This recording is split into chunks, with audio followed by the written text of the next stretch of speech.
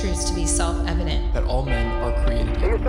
As a member of Congress, I get to have a lot of really interesting people in the office. Experts on what they're talking about. This is the podcast For insights into the issues. China, bioterrorism, Medicare for all. In-depth discussions. Breaking it down into simple terms. We hold these truths. We hold these truths. with Dan Crenshaw. The Eagle has landed. Welcome back, folks. Got a really awesome episode for you right now. I've been trying to get Bari Weiss on the program for quite a while, and this was ever since she left the New York Times. And it was a big story at the time, and she wrote a really just well-written, eloquent reasoning for leaving the Times that really kind of cuts into the current cultural debate about media bias, where mainstream media is going, can it ever be recovered? And Bari's just a really interesting person, writes for Substack constantly, puts out a lot of really good stuff, puts out a lot of really good interviews. And Bari, thanks for being on. Thanks for having me, Dan. So, okay, let me do a little bit more of your bio first for the audience. Sure. From 2017 to 2020, you were a staff writer and editor for the opinion section of the New York Times. And we're going to go into a little bit more detail on that, of course. You were an op-ed editor at the Wall Street Journal, associate book review editor there as well. For 2 years, a senior editor at Tablet, online magazine of Jewish news, politics, culture. And you've been on The View, Morning Joe, Real Time with Bill Maher. Bill Maher's, man, he is getting like woke in a good way recently, isn't he? He's getting what I call second woke. Real woke. Real woke. So, but you kind of got, would you consider yourself as somebody who got second woke? Totally. Although I'm not sure I was ever first woke. And to be honest, I don't think Bill was first woke, but there's got to be a term that's something other than red pilled for getting actually awakened to where real power lies in the country and some of the lies that are being told, and, you know, being able to say obvious truths out loud, which seems like a radical thing these days in America. Yeah. And because Bill is certainly not red pilled. I'm not sure you would consider yourself red pilled either. Well, I don't know what that word means. I mean, all of these words have sort of lost their meaning. They're so elastic, red pilled, woke, who knows what they mean. What I mean is that, you know, I think Bill is someone who is so controversial right now in the current American scene because he is saying obvious truths out loud and in public. And right now we're living in a country in which, at least for many liberals and progressives or people in the center, there is a very wide divide between the things that you share around your kitchen table or with your spouse at night and the things you feel are kosher to say on places like Twitter or Facebook, or in Bill's case, on television. Mm-hmm. And I think people are just, you know, grabbing onto every word he's saying because they're saying to themselves, finally, someone who is like me, who broadly shares what I thought was my worldview, is willing to say these things out loud and in public. And it makes people really mad. I mean, it makes people mad on my side if I say something that isn't like the orthodoxy. People seem to have this aversion to finding truth lately. We have a very sensitive culture. And that can lead us to a quote, I think, that I'm going to read from you. And I think this is from your letter when you left the New York Times. So, quote, "But the lessons that ought to have followed the election, lessons about the importance of understanding other Americans, the necessity of resisting tribalism, and the centrality of the free exchange of ideas to a democratic society have not been learned. Instead, a new consensus has emerged in the press, but perhaps especially at this paper. The truth isn't a process of collective discovery, but an orthodoxy already known to an enlightened few whose job it is to inform everyone else." And that kind of gets at the heart of your complaints there. But maybe we'll just run us through it in your own words. How you started at the New York Times, what your role there was, what they saw your role there as, and then what it became over time. Sure. Big picture, I had been at the Wall Street Journal, as you mentioned before, for a number of years in sort of two stints. And I was the squish at a conservative editorial page. I think that would be the way they would put it. I was the most left-leaning person at an otherwise conservative, institution. Not talking about the news side. I'm talking about the editorial side. And I was okay with that. I was comfortable with that. I would say that the election, or the nomination rather, and then the nomination and then the eventual win of Donald Trump sort of changed my calculus, as I think it changed the calculus of so many people. This is a broader topic that could take a whole hour-long discussion, but I would say that what happened inside the Wall Street Journal editorial page was broadly what was happening in the Republican Party and certainly in the conservative movement. The question over whether or not, this is where the base was and therefore he should be embraced, or whether he was anathema to, at least to the Wall Street Journal, the motto of free people, free markets, and he should be rejected. And there was a kind of, I wouldn't call it a civil war, but there was an enormous amount of tension inside the editorial page about the right approach to him. Long story short, in the aftermath of his winning the presidency, a number of people decided to sort of part ways, go their own way. Some people went sort of more to the populist right. Other people went more to, I would say, the liberal center. And then others were just like, hey, maybe it's time to try something else. And that was sort of me. And I decided to go to the New York Times along, of course, with my colleague, Bret Stephens. Bret was hired to be a columnist. I was hired to be primarily an editor.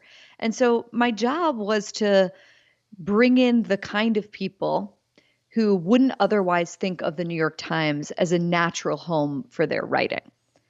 There was a brief period, as you just mentioned, of soul searching that followed the win of Donald Trump at the Times, but really I would say across institutions that are sort of meant to uphold liberalism broadly defined, across lots of places that, are supposed to, maybe a good way to say this is hold up a mirror to the country as it actually is so that their readers can be informed about reality.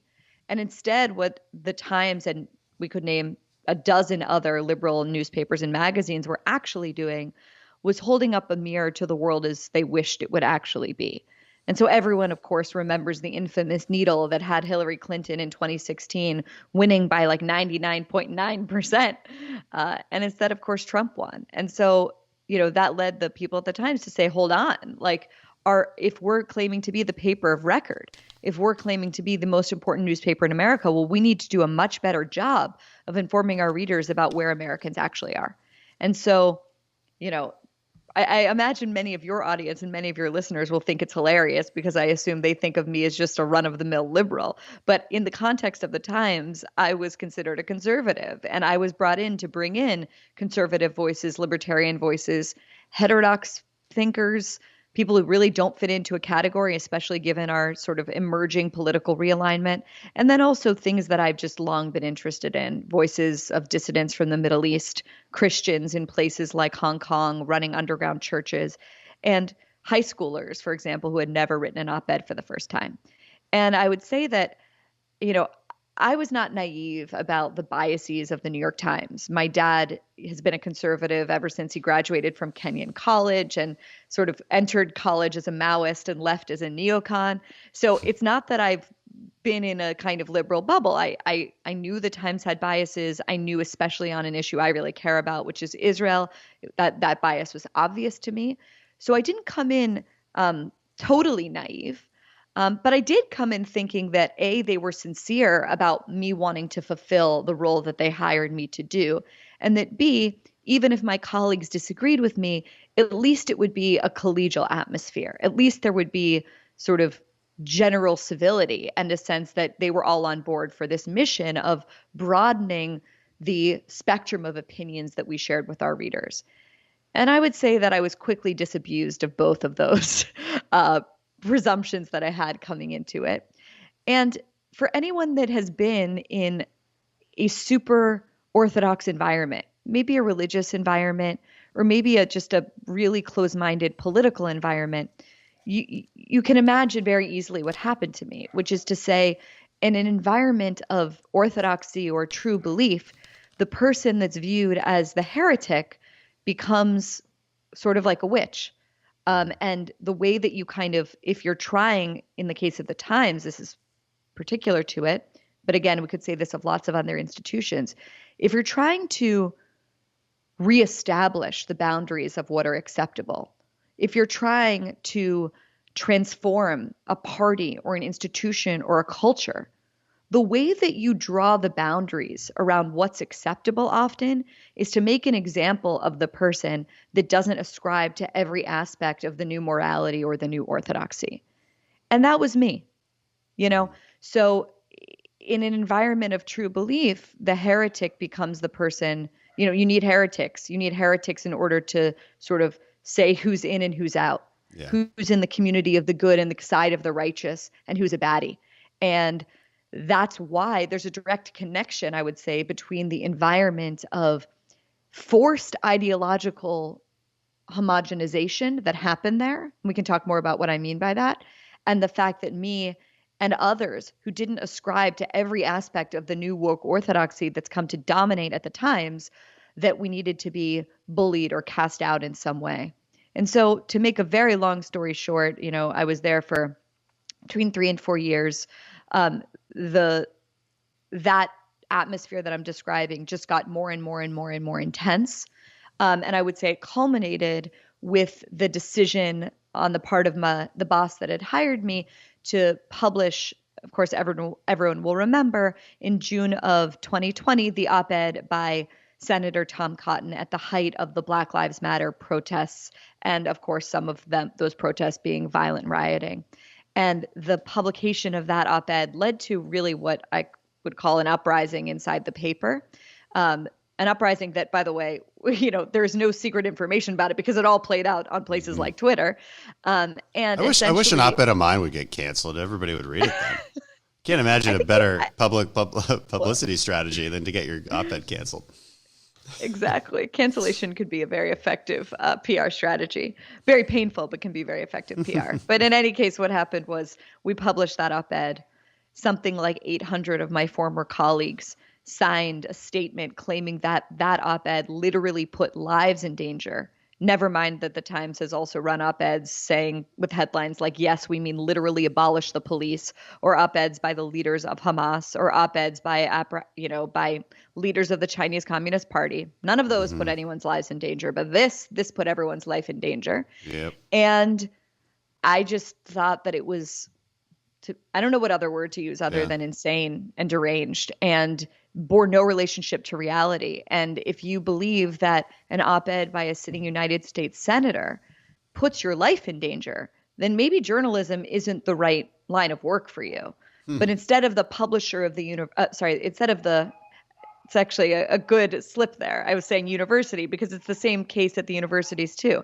If the publisher of the New York Times had said in that moment to those people, you know, I wish you the best, but if you believe that this puts your life in danger, perhaps you should find another line of work. Instead, the response, and anyone who's followed what's gone on in the universities, this will be incredibly familiar. The response was, we're so sorry. We should never have published this op-ed. We essentially retract this op-ed. They ran an editor's note that was as long as the actual piece. And we are going to treat your complaint of danger, of words causing violence, as serious. And so within something like 72 hours, James Bennett, who had been the former Jerusalem bureau chief of the paper, was forced to resign. The op-ed editor, Jim Dow, and these are people who had storied careers at the New York Times, was demoted from the masthead and reassigned. The 25-year-old Jewish editor who had worked on the piece, along with many other editors, was nonetheless hung out to dry and scapegoated as the one who was at fault, and he eventually left the paper. His name is Adam Rubinstein. He's an unbelievably talented editor.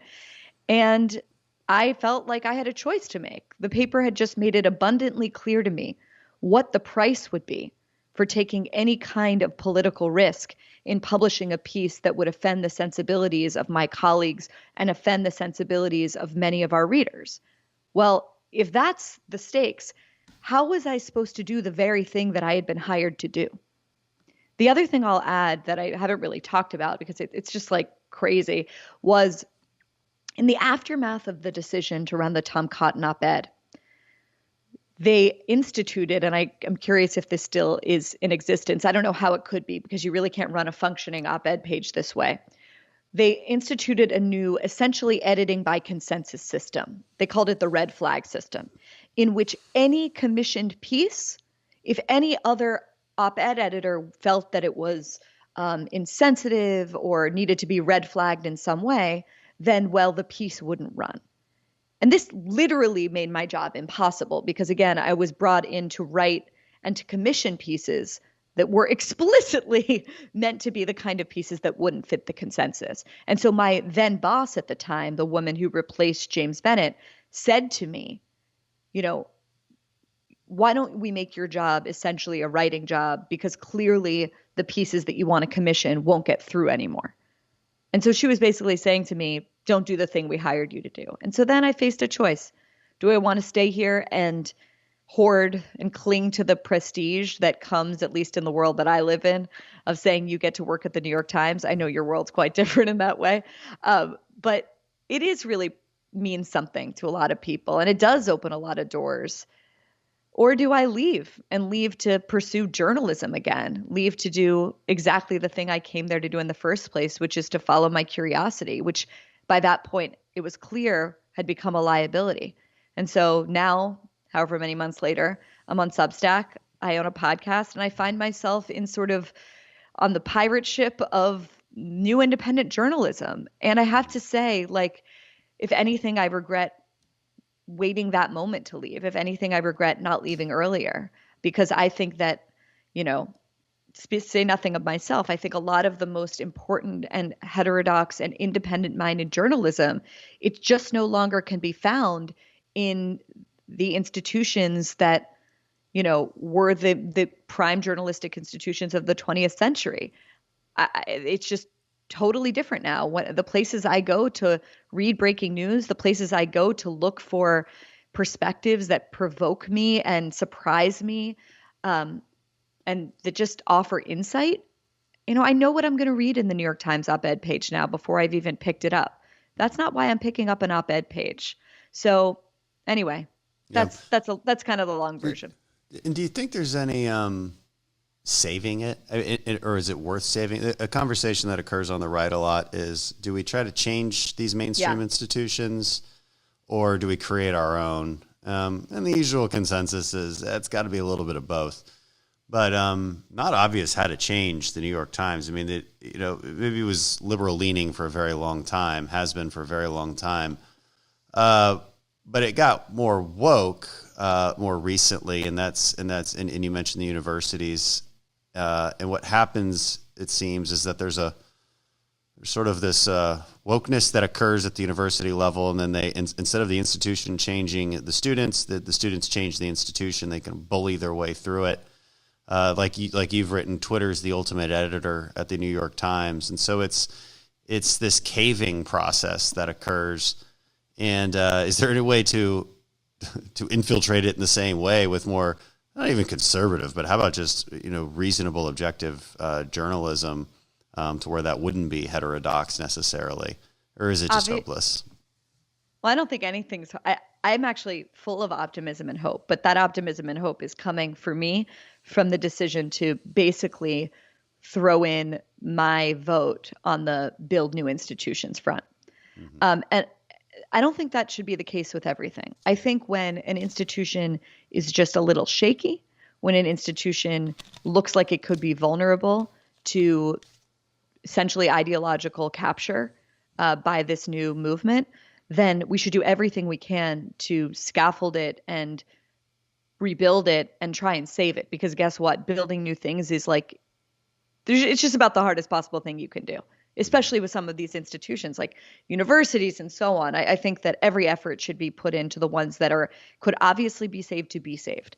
But a huge part of my decision to walk away from the New York Times, and this is really my own transformation that happened in the years that I was there, was that I entered, and for the first while that I was there, thinking, I'm really making a difference here. And I think I did to some extent make a difference. And, if this thing can be sort of righted or slowly, it's like a tanker, like shifting it in the proper direction back to old school values of journalism, like I want to do everything in my power to do that. But by the time I left, I had come to the conclusion that at the New York Times, that simply wasn't possible. And if anything, I think that my sense of that has only been proven day after day after day as the paper is published. I think that, you ask, I think there's a key ingredient if you look at the institutions that have caved. And it's one word, which is cowardice. All that it would take for a lot of these institutions to not succumb to the nonsense of so much of what this ideology is about is by the person at the top simply saying, no, my job is to be a steward of, in the case of Harvard, veritas. That's the motto of Harvard, truth. Or Yale, lux et veritas, truth and light. Or I was recently looking up some of the mottos of these universities because the chasm between what they actually do and what they promise is just so tragically wide. And what would it look like for the head of one of these storied institutions to say, no, we're not going along with this in a very polite way. And if you're looking for something else, if you're looking to, sit in a warm bath of, ideological conformity, that's great. There's a lot of other places where you can find that, but not here. And what's so amazing to me is just how rare courage is, how rare it is to find a leader of an institution that was willing to stand up and say no to the nonsense. If they did, this would go away very, very quickly. But instead, the people, and it's a minority of people at the times, the people that are promoting this ideology are being coddled, they're being promoted, they're being elevated, and the weapon that they wield is a very powerful one. It's the weapon of moral condemnation and of accusations of every ism and phobia in the books. Is this, the inability to stand up to it in these liberal-leaning institutions, but, classically liberal, let's say. So, maybe there's the difference between the liberal bias of old and the liberal bias of new is that of old was, again, more classically liberal.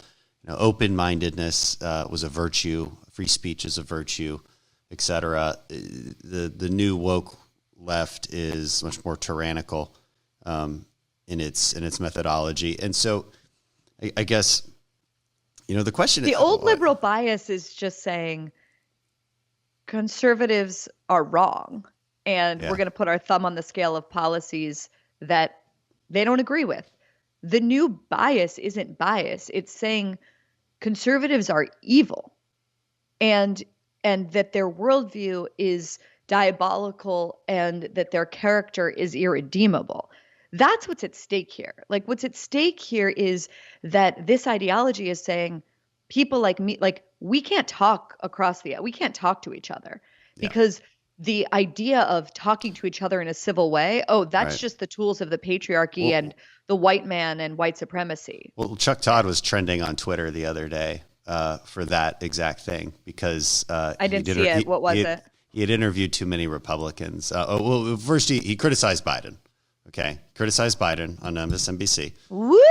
And then he was trending. Who was the one who tweeted it? It was I can't remember who, but anyway, it was ridiculous because you look at the comments under these posts, and it was all, you can't give them a platform. It's not like you weren't hard enough on them. See, in conservative media, you might get criticized if you just play softball with them, and they come on. But you never get criticized for having them on. Conservatives enjoy it. We love the fight, right? We love to see it. But it's interesting how the left they don't want to see it at all. They believe it's wrong to give people like me a platform. I was listed and you've had these Republicans on. I was like, yeah, but he was a jerk to me the whole time. I thought you guys wanted to see that. It's ridiculous. Well, I think what's interesting is this. Listen, there are things and people that are taboo and should be taboo. It's the question of where you draw that line, right? There are people I think we can both think of, like David Duke. Are you going to have David Duke on your podcast and share him with your 1 million Twitter followers? Of course not. You're not going to do that because his view is so outside what we consider acceptable so I think it's important to recognize that deplatforming is a thing that everyone does. Yeah. The whole question, is who is fitting in the normal 40-yard lines? And what this new ideology is trying to do is to say normal mainstream conservative or even centrist views are well outside the boundary of what's acceptable. Right. And the way that they police that boundary, and this is where cancel culture, I think, is sometimes misunderstood. Cancel culture is the justice system of this ideology. Okay, it's the way that they explain what is unacceptable and what is acceptable. And if you're able to make examples of people who don't fit into the mold, you're essentially sending a message to the millions of people watching it and saying, oh my God, if I want to keep my shirt, if I want to keep my job, if I want to keep my reputation, if I don't want my kid to be bullied at his basketball game or soccer game, I better not say this. I better make sure that I put my pronouns in my Twitter bio, and on and on and on and on until they've gotten everyone, dancing along to their tune.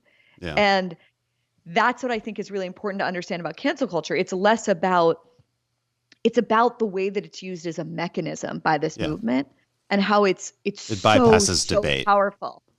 Yes. Right. It's used to bypass debate, and conservatives get this wrong all the time, right? It's and in a reaction to cancel culture, a conservative activist will just do something really provocative, seeking to be censored in some way, and say, "See, it's cancel culture." It's like, no, you're just being a jerk. Right. Cancel culture is about standards, the free speech, and our defense of it. You still doesn't mean your entire goal is to provoke and to piss off. Like that's going outside and it doesn't make your argument very strong either. And it's important to explain that to people. It is about the changing of taboos, and making mainstream ideas taboo-like. One question I have to think about, this goes back to the march through the institutions from our young woke radicals that happened in university and then in a lot of corporate America. My question is, so when I went to school in 2000, I went to liberal Tufts University, graduated in 2006. I just don't remember anything being overly political. It just wasn't the case. But years later, of course, it is the case. And I'm trying to figure out, what did people read? What did young people read or come across that got them to this point? People ask me all the time, like, why are things so divisive? And I'm like, look, I'm speaking as a Republican, but I do think it's objectively true that the Democrat Party has just lurched way to the left to where there's just a lot less space between us. And I don't think we've really, just being a conservative, we're sort of in a box. At least in classic conservatism, you can't change it too much. I don't think our policies have shifted a whole lot in decades. And so I'm just trying to figure out where it came from, though. I'm not sure anybody knows. Do you have any ideas? Well, I mean, the universities and specific departments in the universities were definitely the nucleation point for what we think of as woke, but really doesn't. It's this sort of inchoate new view of the world that doesn't have a name yet. I think, Rod Dreyer's call it soft totalitarianism. Wesley Yang, I think, has the best dubbing so far, which is he's called it the successor ideologies and the successor to liberalism. And he explains it as a kind of mixture of safetyism and the therapeutic mentality and post-structuralism and postmodernism and critical race theory. It's all like in this stew. And there's no question that stew was first cooked up in our elite universities. It's interesting because we're around the same age. And I want to kill myself now knowing all that you've done in the same amount of time we've been on Earth. But when I was at Columbia, I very much encountered this ideology. And I encountered it and thought, like, to myself, this is like, I took it pretty seriously because I saw the way people were being swayed by it. I'll share with you just a few moments that really stuck with me and were kind of like my original, maybe waking up to what this movement's about. I remember going to a lecture with a few friends of mine. It had something to do with feminism. I don't remember who it was. And I always identified as a feminist, and I still do. And I remember after the lecture, we were talking about the light subject of female genital mutilation. And the two other women I was talking to, who both identified as feminists, were justifying female genital mutilation or explaining it, I should say, because of issues of, cultural relativism, and this is what other cultures believe, and we don't want to impose our Western view of the world on them, and so on and so forth. And I thought to myself, wait, what is going on here? How am I having a conversation with so-called feminists who are justifying barbarism against women's bodies. Barbarism that literally allows them in some cases to never have pleasure again. That was one incident I remember. Another incident I really remember was when I was on the one train going downtown. I was thinking I was going to be a Middle East Studies major, and I, thank God, changed lanes on that once I realized what the department was all about. But I was on a train going downtown, and this young woman who was Californian, really, probably had never read so much about the Middle East, definitely had never traveled there. And she came up to me on the train, and she had known me from a small seminar, literature seminar. So she knew broadly that I was liberal, that I was reasonable, that I wasn't crazy, certainly that I didn't ascribe to bigoted worldview. And she came up to me and said, listen, like, I know you're cool. Like, I think we broadly agree on things. How is it that you can identify as a Zionist? How is it that you could support Israel? And of course, she asked that question because the only thing we were learning in this giant survey course about the whole Middle East was that Israel and, of course, the United States was the source of all evil in the region, all pathologies in the region, and that Zionism was, as she was learning in this course, tantamount to racism.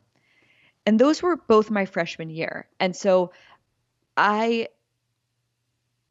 realized that I didn't have a name for it yet, of course. And I thought, like, maybe these are just one-offs. But as college wore on, and as I saw that friends that were in particular departments, and it wasn't just Middle East studies, it was anthropology, it was sociology, it was certainly, comparative literature, that they were being fed this view of the world. And you ask, how did it win? I mean, the good news here in a way is that ideas really matter. Like, what ideas you're exposed to, what ideas and worldview you marinate in actually can shape the world. And that is both a very optimistic and a very scary statement.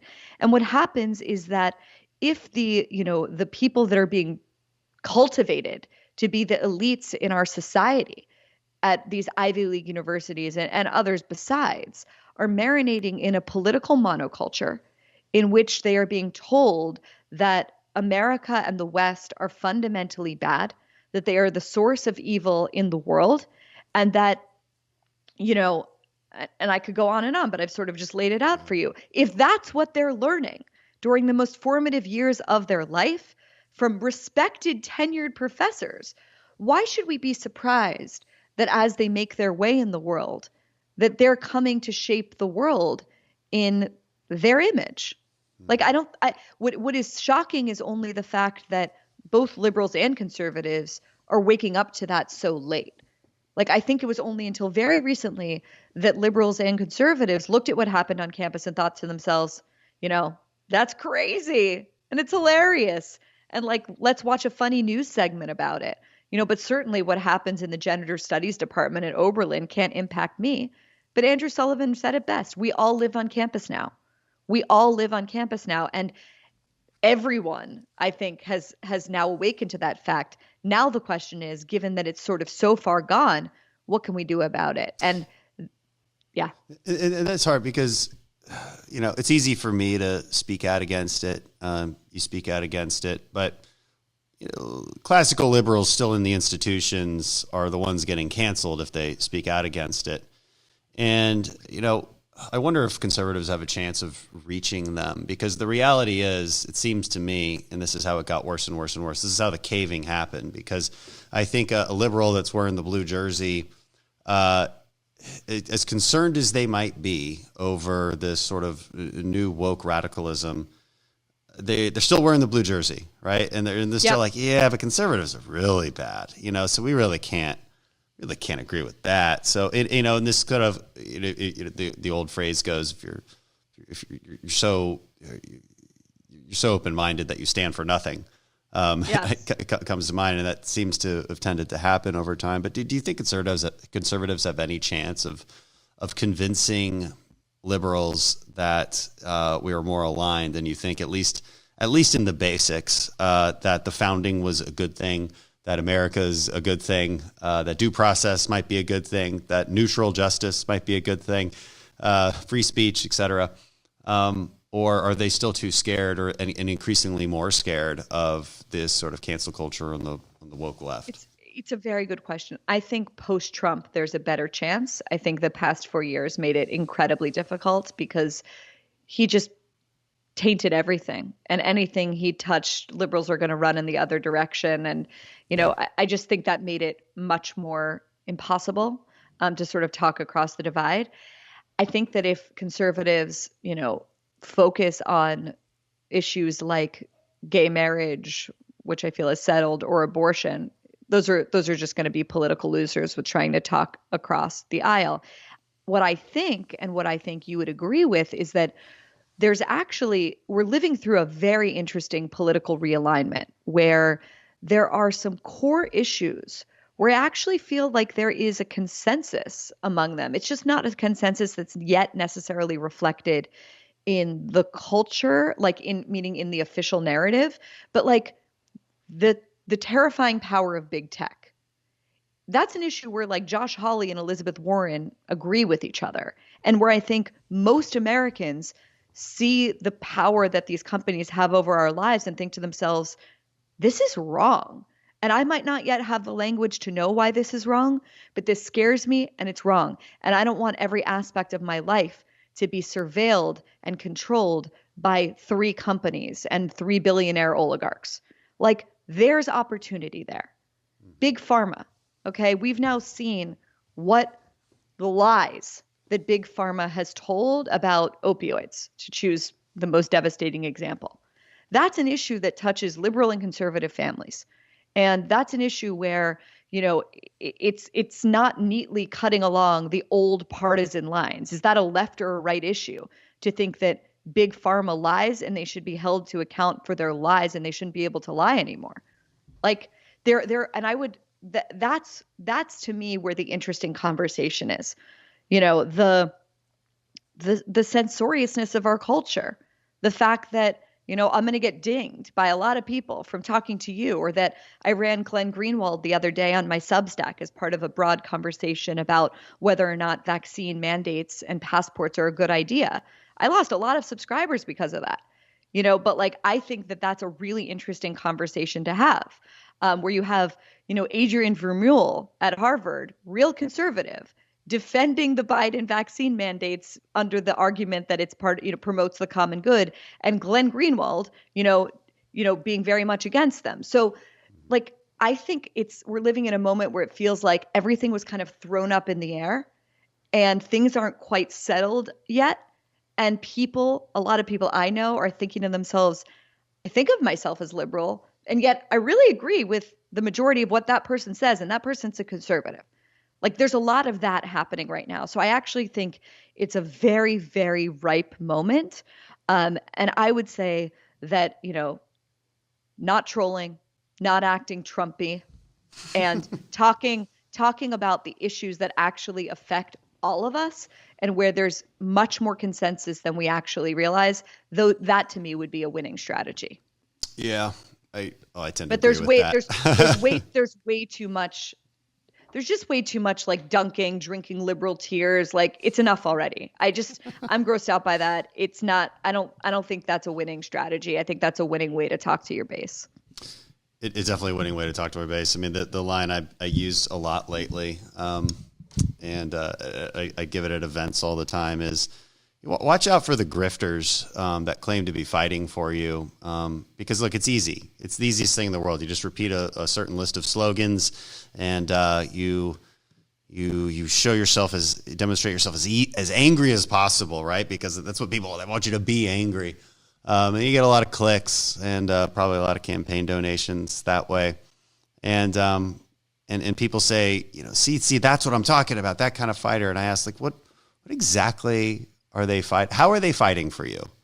Or are they just fighting for their own donations, whether it's on the campaign or maybe they're a pundit that monetizes more clicks? And is that really useful to you? Because it's certainly not producing a win for you. It doesn't produce any kind of persuasion. But it makes you feel really good. And that's what's scary about the world we're living in right now, where it's just all about that dopamine high that you get from reading that tweet and liking that tweet and retweeting it and like sharing it with your friends. And it's in the end, like a lot of zeros and ones that go nowhere. You know, Right. it bears really little relationship to people's actual lives and making their lives better. But unfortunately, you know, these are just supremely addictive technologies, and the feeling of like beating your chest for your team, you know, that's deep, right? Like that's like what's abnormal is like what America has been at its best. What's super normal is for us to get back into our jerseys and like go and like beat each other up online or in real life. And you know, that's the thing that scares me more than anything else, is that it feels like we're sort of drifting back into the mean of history. And the more I hear people sort of denigrate this country and the virtues that you were mentioning before, things like due process, things like judging people based on their deed and not based on their lineage or the circumstances of their parents, like these are unbelievably exceptional in history. And I think that, like, I don't know if people realize what the world looks like, what the country looks like when those are no longer things that we can take for granted. And I sometimes find myself like writing pieces defending things like due process. And I'm like, isn't this obvious? Like, how did we get to a state of affairs where we need to be making like core first principle arguments about not separating children in classrooms based on their race? Mm-hmm. How did it get so far? And it gets to the idea of standards too. I mean, when people, you know, when General Milley famously defended CRT as a post-grad class at West Point, or maybe it was an undergrad class at West Point. Doesn't really matter. It's a class at an institution.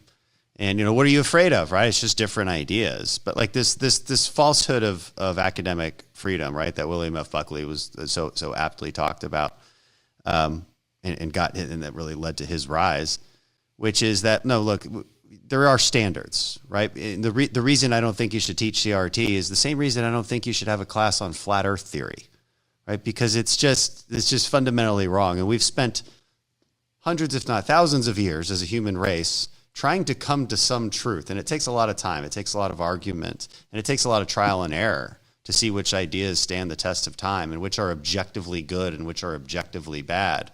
And it seems like this new sort of age of 60s radicalism. The good news is about William F. Buckley is like, wow, things really haven't changed a whole lot. So maybe they're not as dire as we thought they were, because apparently this has been going on for a long time. But I think the thing that's so different from, you know, where he was at his peak in the reality of the world and where we are today is that those ideas hadn't conquered like every sense-making institution in American life. Yeah, that's true. They were still pretty fringe. They were still like, isn't that a weird anomaly? Like, let's have her on firing line to talk about it. No, now this is being espoused by every technology. I mean, that's a good show point. me a place where it isn't. You know, yeah, because I shared this Chris Farley skit with Conan O'Brien from the early 90s, right after it came out with Tommy Boy. I shared it on my Instagram yesterday because it was political in nature, but it was hilarious and good-natured. And he basically, you know, they were talking about how Chris Farley went to the Republican conference dressed up as Newt Gingrich and did this whole 20-minute skit, basically, you know, making fun of him. And it was just amazing. It was hilarious. But on this late night comedy show, they're talking about it, and it's just hilarious. There's no political leanings one way or the other, and it was just like, man, I miss when that was pop culture.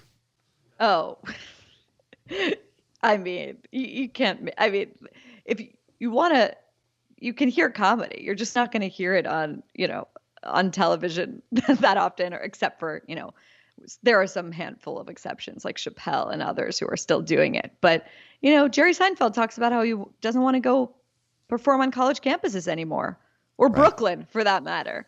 The thing I would say about just circling back to CRT for a second is that I do think that it's important for, like, I'm not threatened by the idea that a college campus would, or a college would have a course about critical race theory and who is Derek Bell and why did they come up with this idea, and who's Kimberly Crenshaw, and what was the intention of intersectionality versus what it is? I think it's extremely important to understand all of that in order to kind of make sense of the world right now.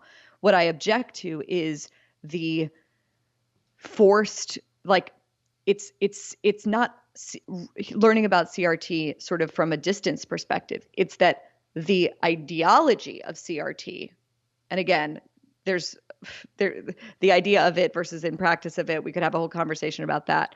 But it's like forcing that on children as young as kindergartners in American public schools. That is what I just stridently object to. And they call it something else. And this is how the liberals and that right. And then they say that you need to have a PhD. Well, they love to play a semantic game where it's like, that's not really CRT, or if you really want to talk about it, you need a PhD or a law degree. I call BS on that. What you need to be able to judge this ideology, forget the semantics of what we call it, is it re-racializing your child? Is it forcing your child to see themselves and their classmates primarily through a racial lens? Is it teaching them to hate themselves because of their race, or just think about themselves obsessively because of their race?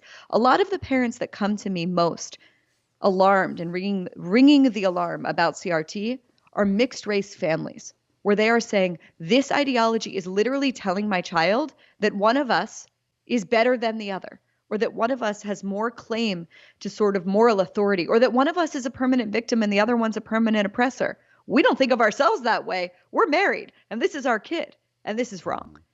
Segregation is wrong. And I don't care if it's packaged in all of the prettiest, most social justice progressive language in the world. Segregation is wrong. And the real heroes right now in this country are the parents of every race and class all over this country who are going to those school board meetings and standing up against this nonsense. Mm-hmm. Yeah. And you know, we had this came up in a markup recently on my committee, Energy and Commerce. And the denial amongst Democrat politicians that there's any CRT is really unbelievable. They deny it's happening. Again, they squirm out of it by saying, well, I mean, it's not CRT, it's just diversity and inclusion training. You know, well, how can you be against that? It's niceness training.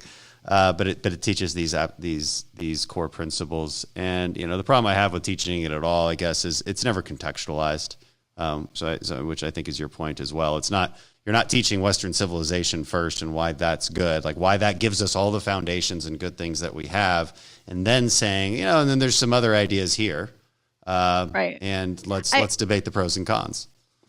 Right. And I guess what's hard often with this is like, there's a nugget, for me at least, there's a nugget of truth at the heart of the woke critique, which is, you know, I've been in environments where I'm like, I wish people understood like how to make it a bit more of an inclusive environment, because I don't feel comfortable speaking up in this environment. Like I've been in those situations. And so a lot of this, the impulse toward it, I think, came from a well-intentioned place.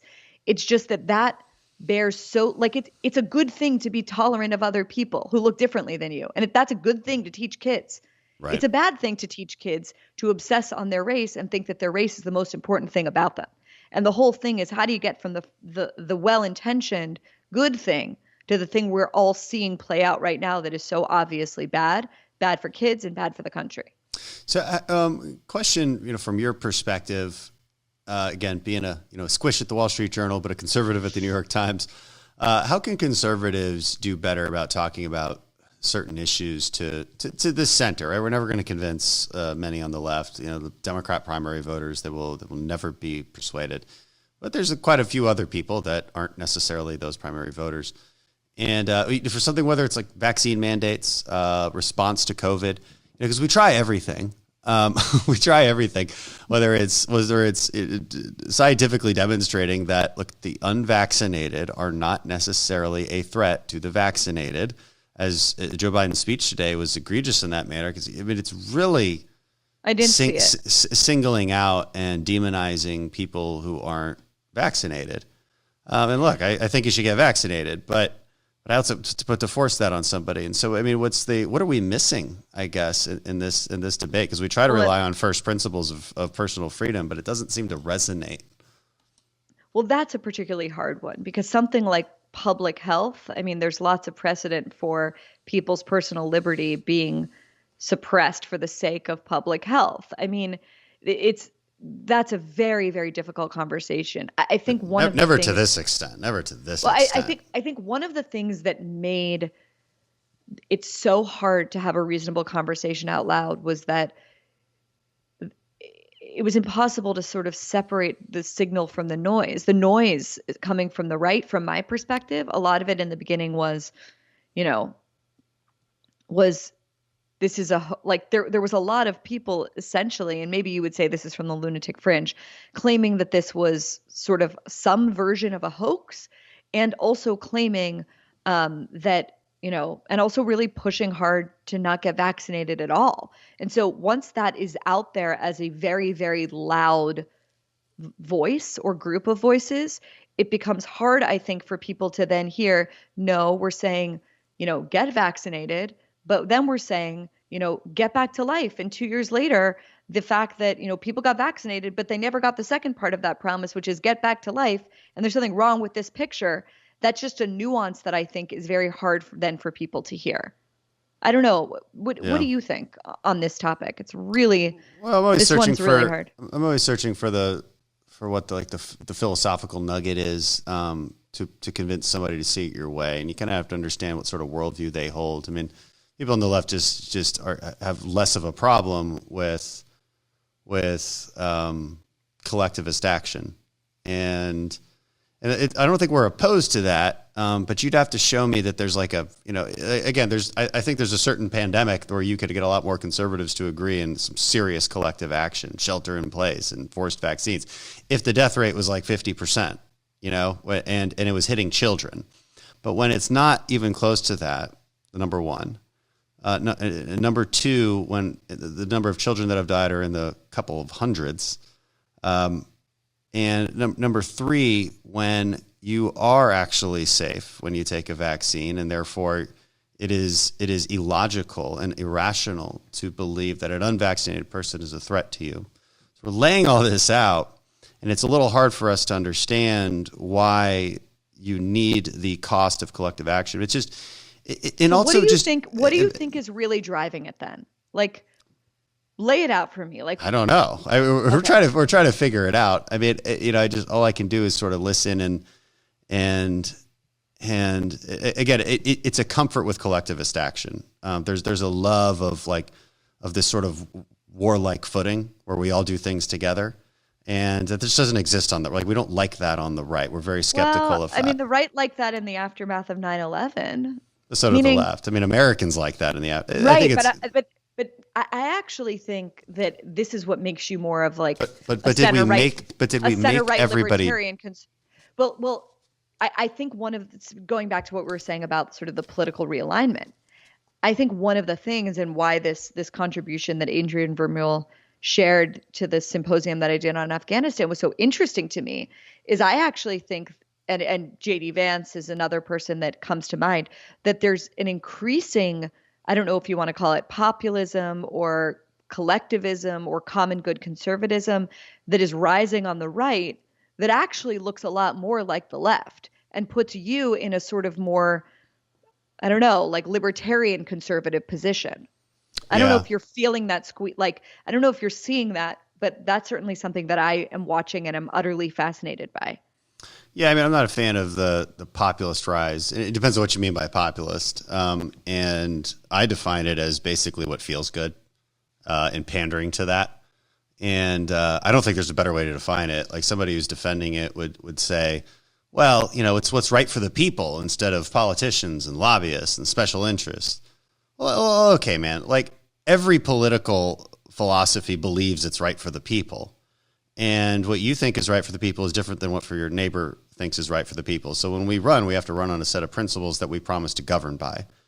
And so this sort of whimsical notion that, we're just going to do what's right. Well, we all disagree on what's right. That's the entire point of politics, is to figure out what's right via debate and via persuasion of other people. So I find their arguments really empty, to say the least. And it does seem to me that it's it's whatever shallow reasoning occurred but got really popular on social media. Let's make it into serious policy. Like and just do what makes you governing by Twitter. Yeah, do what makes you popular. Like, imagine that, like $2,000 free checks to everybody are popular. Can't imagine why. It doesn't make a good policy, and so that populist wing becomes pretty untethered from tried and true conservative principles. Certainly doesn't make me a libertarian. I mean, I view libertarianism as a bit utopian in and of itself because, it's a good domestic economy market theory. Like that's what libertarian. I like libertarianism there. Everybody leave each other the hell alone here. I am with some of the populists in being skeptical of trade because they don't have the same rules we do, and so you can't. That's why it's utopianistic to think that we can just go to Economics 101 and talk about competitive advantage and things like that. It just doesn't work that way in the real world. So Donald Trump is correct to be skeptical of that, especially with a nation like China. But then the populists go in some other directions. And libertarians, their blind spot is the standards we were talking about, frankly, like moral standards, standards of taboo, right? Because libertarianism to its extreme just doesn't believe in all that necessarily, whereas conservatives definitely do, and we do believe that it should be based in a Judeo-Christian moral framework, and that drives a lot of what we're talking about. And so, I'm not sure what common good conservatism necessarily is. Maybe. Well, this is where it's so confusing. It's like, well, who's defining what the common good is? And again, it's just like, there's no. I have yet to come up with a good answer, but there's a lot of really smart, interesting people I know, especially, Catholic conservatives who are really banging the drum about this. So for me, it's just something I've been intensely curious about. And sometimes they mean like, look, we should promote, the creation of families and the sustainability of a family, right? The unit of a civilization. And that's fine and all. That's a worthy goal. And again, a libertarian would just say, no. Like a libertarian will always find an excuse never to solve a problem. And I don't think that's what conservatism is. Conservatism says, let's acknowledge that problem, let's assess it, and then we solve it within a framework of limiting principles. That is conservatism. It's a process-oriented governing philosophy. Populism, again, it veers from that, right? Because it's very liberal in that sense. It wants action now, and it's mad and it's angry. And it goes off emotions. And our founders were very wary of this, which is why they created a system that doesn't allow for that. And the troubling thing about our system is that it's been chipped away at by these sort of populist endeavors, mostly from progressives. I mean, I think progressivism is pure populism. That's what I think, because I think it's purely based on feelings. It doesn't mean that the problem they want to solve is necessarily wrong. It just means that the way they want to go about it is unbelievably irresponsible. For the most part, and doesn't take into account second, third order consequences. It's very naive, even if it's well intentioned. And as of recent, I don't think it's well intentioned. I'm very concerned about the border and what their intentions are there. But so that's how I would break apart all those differences. And I don't know where we go from here. I mean, like the thing about like Donald Trump and America first and populist and all that. In the end, though, his actions were very much mainstream Republican actions, with a little bit of a tinge of skepticism on trade with China. Everybody's like, for all his skepticism of foreign wars, I mean, he led a pretty good one in Syria, killing ISIS, good on him. But I'm just like, his actions just don't match what the populist wing thinks they do. And I find that a pretty interesting phenomenon. Yeah, there's a lot to respond to there. I was going to ask you, as you were talking, I was just thinking about AOC at the Met Gala in the dress. And I do think that, and I mean this in a good way, I do feel like the hypocrisy on the part of some of these people has just become impossible to look away from. And that even progressives and liberals are disgusted when they see, the San Francisco mayor talking about how she deserved to party maskless in a jazz club because, she was feeling the spirit, and kindergartners in her city have to wear a mask all day. I mean, this is just like lunacy at this point. Going back to the vaccine thing, that's part of it. Part of the reason there's such an uproar against it, like part of it's politicized, right? There was we can go through it's really funny to do the side-by-sides of liberal blue check marks on Twitter talking about how they shouldn't trust the vaccine, don't trust Donald Trump's FDA, and then being like, you're a killer if you don't get the vaccine, 6 months later. So it's very politicized on both sides in that. But also I think there's just a natural tendency for people to just push back when they're pushed too hard, to resist when they're pushed too hard. And I would love for the government and, the Department of Defense to just acknowledge that whatever you were trying to do, it's not working. And there are, again, limiting principles. You cannot do certain things. You cannot fire people because they won't get vaccinated. You just can't. And you can't reduce military readiness because of this. It's not worth it. Just on a practical level, just accept that you haven't won the debate and that people are really mad about it, and just take a step back.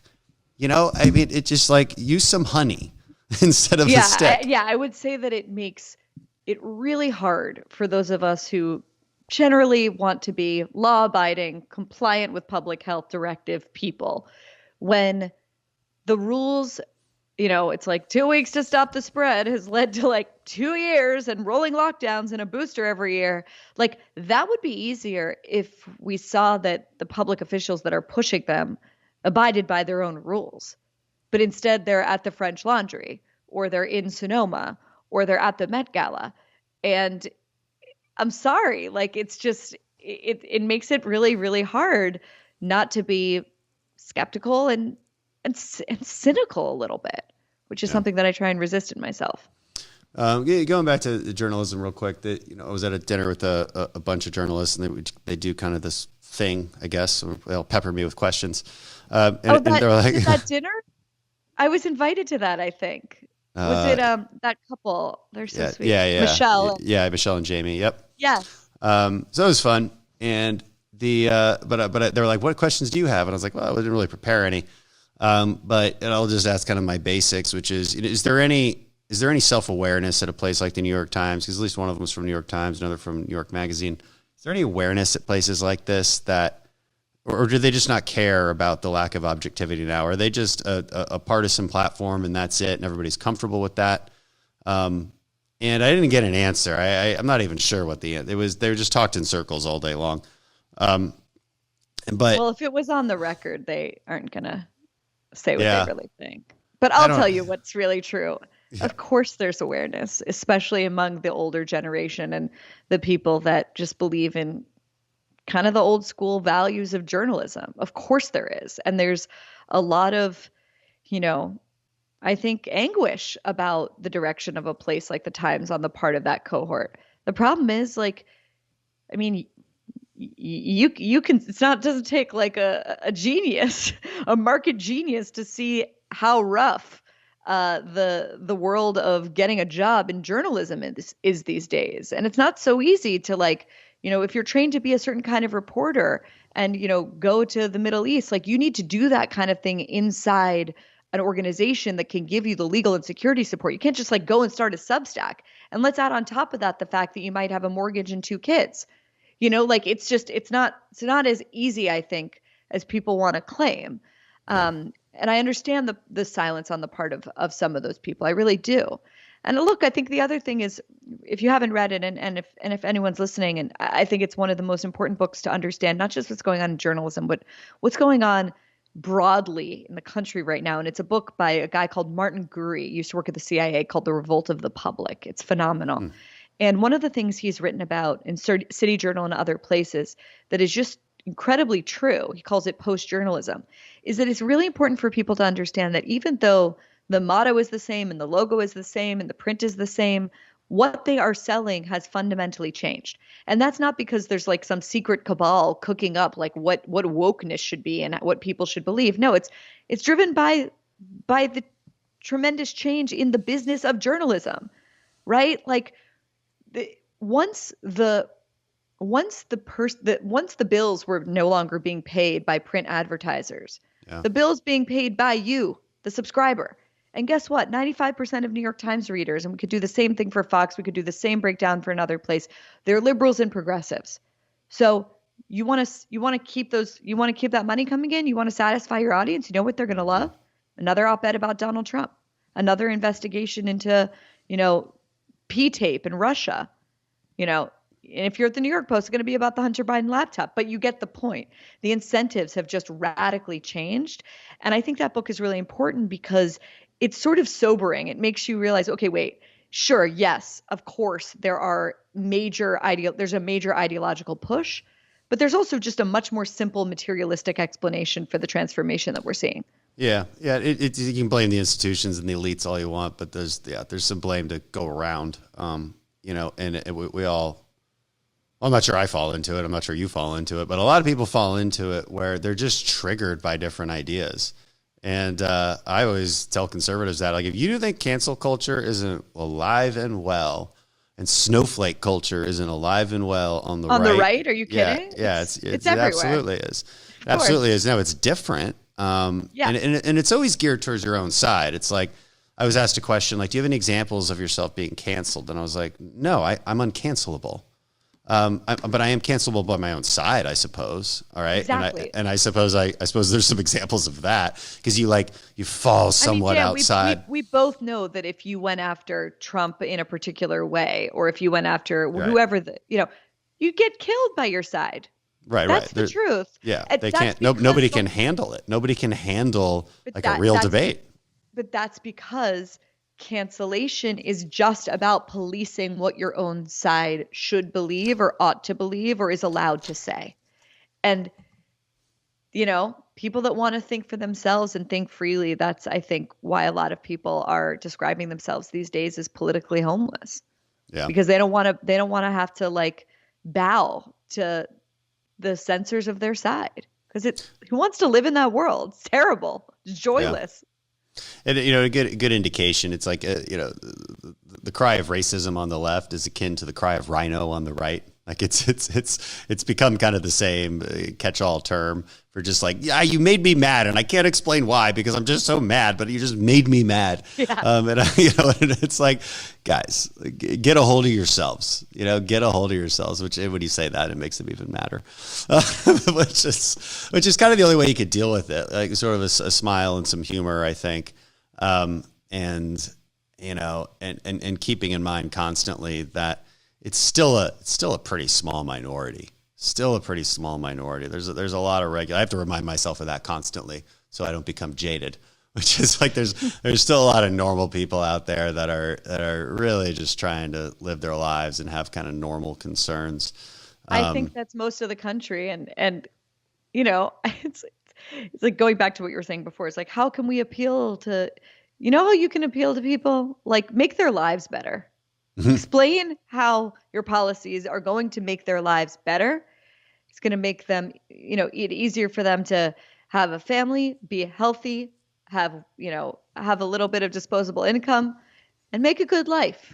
Like, that's where most people are. Most people aren't on Twitter. Most people don't give a shit about who's getting ratioed, who's trending, They just want politicians and public officials to be able to answer that question for them. Yeah, because activism politics, the activists, they want to care about who's on trending. Like, they want to know who you're investigating next. Like, they want to know if you're going to lock her up. But it's not what normal people care about. And so when politicians like me have to also talk about the things that normal people care about, like healthcare, it can make them mad, right? And they're like, oh, you're betraying us. You're betraying us. Like we're very paranoid on our side. I think the left is extremely power hungry. I think we can be a little bit paranoid. And then when we get really mad at the left, they get frustrated and we start turning inward and trying to tear each other down. It's very self-destructive. But to your point about like, okay, how do we convince the other side? It's one of the difficulties we find is that we can never outpromise the left, right? We can never outbribe the American people. And, I think one of the biggest problems and cultural trends in America is a degradation of personal responsibility and of the mental toughness that goes along with that. I think these two things are very closely linked. And when you don't have those things, you don't really start to believe in freedom. And, and we're selling this sort of challenge of personal responsibility. And with that comes being tougher, because you can't live in a free place if you're not tough enough to compete in it, because it's free. And so that's a challenge, really. And it seems that the promise of not having to deal with that challenge, the promise to end suffering and to give you more, because they'll always outpromise us, right? Like I can be like, look, a child tax credit should be $2,000. I believe that was in the Tax Cuts and Jobs Act, actually. Democrats are like, well, we'll triple it. Unlike those horrible, mean Republicans. And you're like, what? If the American people are willing to be tricked by that, we're in a tough place. I am the last person that has followed tax bills. Well, it's just an example, right? It's just like, who's willing to give more, and like, because it gets to the question of like, how do you make somebody's life better? But I do think that the sort of the old school conservative messaging, or certainly like what I remember at the Journal of, free markets, personal responsibility. Yeah. But also like, a lot of people in this country have been screwed by free markets when they look at their jobs going overseas. A lot of people in this country have been screwed by, it's like personal responsibility. Well, there's literally no main street in your town anymore. Like, I do think that old messaging needs to be married to something, I don't know, a little bit more compassionate or a little bit more understanding that sort of unbridled freedom, especially of the markets, has led to a lot of normal people getting really screwed over. And that's where I think the opening has been for some of these people on the new right, like Josh Hawley and JD Vance. And I think that's why some of their message is resonating with people. Yeah, well, and trade especially. And again, I think that's a healthy discussion. I think, some of the other things they tend to say are just ill thought out. I mean, when Josh Hawley says abolish Section 230, all that does is prove to me that he's never read it and doesn't understand the implications of that policy, because it won't accomplish what he thinks it'll accomplish. It'll just make them censor more. And so that's just frustrating to me, but it's easier to say that, because it's easier to fit on a tagline. Sure. But like the old conservative line on, let's say, a company like Amazon deciding to censor a book, okay, that they feel it does not meet the criteria of woke ideology. Like the old conservative retort to that, well, it's a free market, free company, private company, they could do what they want. Well, that's insufficient now. Like, if we're living in a world where like all of these major technology companies are essentially colluding to suppress certain kinds of ideas, it's just no longer sufficient to say like free market, private companies. And that's, I think, where there's a real challenge, an interesting one for the right, is like, okay, well, if that's true, like what is the conservative response to that question? And I don't really know. I don't really hear a clear conservative response to that yet. Well, it's just, in the case of something like that, and bringing it back to Section 230, the answer is you can take a scalpel to it instead of destroying the whole system. It's not do nothing. And that is true. Like the old response was very libertarian in that sense, which is do nothing. But I think conservative principles do allow you to do something, because fundamentally, what are we conserving? It's the founding. And so what does the founding say? Well, the government's job is to protect your rights. Okay. And we define what those are. And one of them happens to be free speech. And, we have to get out of this box where it's just protect your free speech from government. Well, no, maybe when another entity has become so powerful that they can actually really suppress it, then maybe we have to take action. And the question, so I think the philosophy allows for that. And I think most Republicans are on board with that now. I would hope so. But, I look back at the past 4 years and it's like, well, no one did anything about it, and it's only gotten worse. Yeah. Well, it's hard. It's not easy. We have, in my particular committee on that particular issue, we have that legislation now. It just took some time to kind of figure it out, to be perfectly honest. And by the time Trump was really focused on it, we'd already lost the House. And, there was no real problem solving or compromise that was going to go through, which is unfortunate. We'll see how it goes for the next few years. I don't even want to think about that. Maybe that's another conversation for what's the political pathways of the next few years. We've gone way over time, Bari. So we'll wrap it up there, but I really appreciate you coming on.